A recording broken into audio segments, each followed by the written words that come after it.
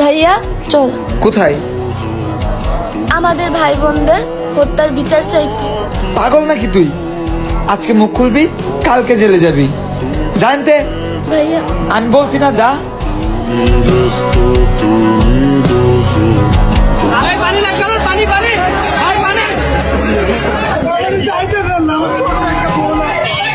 তুমি তাতে গন্ধ আমার মনে।